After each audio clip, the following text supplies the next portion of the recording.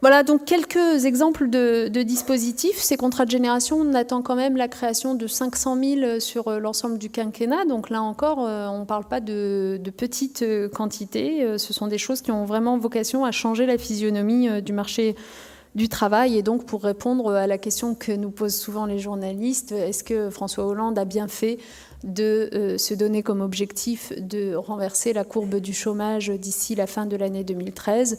Je répondrai oui. Oui, c'était important de se donner un objectif. Et oui, nous mettons tout en œuvre, nous construisons toutes nos politiques publiques pour aller dans ce sens et pour permettre de tenir cet objectif. Abordons peut-être rapidement un autre sujet qui est la question du logement, qui est une source de préoccupation grandissante, évidemment, ici aussi. Aujourd'hui, en France, on estime que 3 millions de personnes ne sont pas logées du tout ou alors très mal logées, et que 10 millions de personnes sont en situation de fragilité en matière de logement à court ou à moyen terme. C'est vous dire à quel point, là encore, avec l'emploi, c'est un des sujets prioritaires pour nous. Et nous voulons que notre quinquennat marque de ce point de vue un vrai changement pour la politique du logement. C'est pour ça que nous avons prévu d'abord un changement quantitatif. Vous savez que notre objectif, c'est de construire 500 000 logements par an durant le quinquennat, dont 150 000 logements sociaux.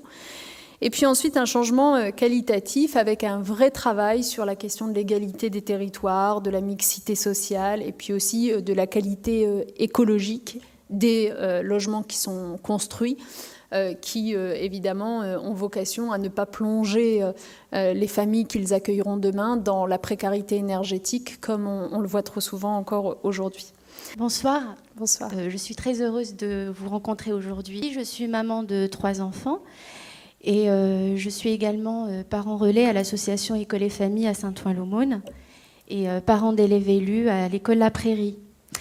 Donc moi, ma question, c'était comment on peut faciliter le retour à l'emploi pour une maman qui a interrompu son activité professionnelle pour élever ses enfants. Donc quand il y a un grand trou sur le CV de 5 ans à peu près, ou 6 ans, voire plus, on a l'impression que les employeurs n'ont pas confiance au retour à l'emploi de cette maman qui n'a pas travaillé depuis longtemps. Merci. Parce que vous me permettez d'évoquer évidemment un chantier qui me tient à cœur et qui dépend du ministère des Droits des Femmes, que nous avons ouvert parce que, en effet, c'est une situation qui touche beaucoup de mamans.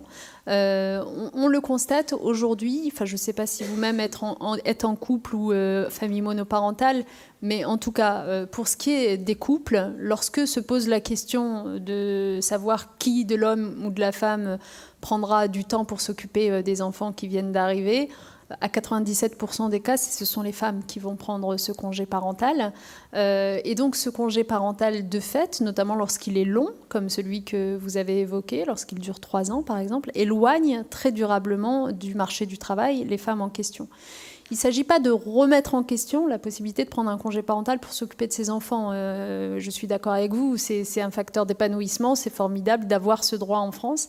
Mais il s'agit quand même de s'interroger sur les conséquences préjudiciables pour la vie professionnelle et donc pour l'autonomie et l'indépendance financière des femmes en question. Donc c'est un chantier que nous avons ouvert sous plusieurs aspects, à la fois pour réfléchir à la façon dont nous pourrions mieux partager ce type de congé parental entre l'homme et la femme, parce qu'il y a une nécessité absolue de mieux impliquer les pères aussi dans cette question de l'éducation des enfants, mais aussi pour mieux réfléchir à l'accompagnement de ces femmes ou de ces salariés de manière générale qui s'absentent durablement du marché du travail, pour faire en sorte que lorsqu'ils décident de revenir, les choses leur soient facilitées.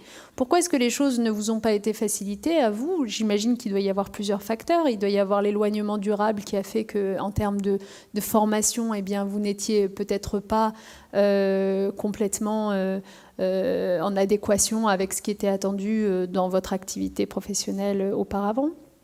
C'est sans doute lié aussi à la difficulté que vous avez eue, j'imagine, à faire garder vos enfants au bout d'un moment, parce qu'on sait bien qu'on manque cruellement de crèches dans ce pays. Et donc, ça veut dire qu'il faut reprendre chacun de ces aspects. Et nous sommes en train de travailler dans, en particulier, 9 régions précises sur le territoire français, à construire des expérimentations de solutions innovantes pour répondre à ces difficultés-là. Pourquoi est-ce qu'on le fait de façon expérimentale? Parce qu'on a plusieurs idées, on ne sait pas laquelle marcherait le mieux et qu'on veut les tester avant de les généraliser au territoire national. Donc, par exemple, le genre d'idée qu'on a, c'est qu'on va accompagner dans certaines de ces régions des femmes qui sont dans votre situation où, dès le début de la prise du congé parental, on va considérer que c'est un moment à la fois pour s'occuper de ses enfants, mais aussi pour se ressourcer et s'interroger sur où on en est de sa vie professionnelle. Est-ce qu'on a fait les bons choix jusqu'à présent? Est-ce qu'on ne veut pas se reconvertir? Ou si on veut rester dans le même secteur d'activité, est-ce qu'il ne faudrait pas réactualiser ses connaissances? Donc, on va offrir, en lien avec les régions, les collectivités locales, de la formation. On va accompagner cette formation d'un accompagnement individualisé, c'est-à-dire une forme quasiment de coaching, parce qu'on sait bien ce que c'est aussi cet éloignement durable, où d'un moment les femmes ne se sentent plus suffisamment en assurance pour revenir sur le marché du travail, c'est ça. Et puis surtout, on va accompagner tout cela de solutions un peu cousues sur main pour la question de la garde des enfants, pour que sur la fin du congé parental, elles reviennent plus facilement. Puis évidemment, il faut créer des places de crèche. Je crois qu'il n'y a pas de secret quand même. Alors c'est pour ça que tout à l'heure j'ai voulu insister, parce que je trouve qu'un montant de 120 milliards d'euros puisse être sanctuarisé pour servir à la croissance. On ne voit pas très bien de quoi on parle en fait, si on sort un peu du discours un peu technocratique. On parle de fonds, ces 120 milliards d'euros, de fonds structurels, qui pourront être utilisés par les États membres de la zone euro pour construire des crèches, par exemple, ou pour construire des infrastructures comme celles qu'on évoquait tout à l'heure. Donc c'est vraiment très important, et les effets concrets vont se faire sentir pour les gens assez rapidement.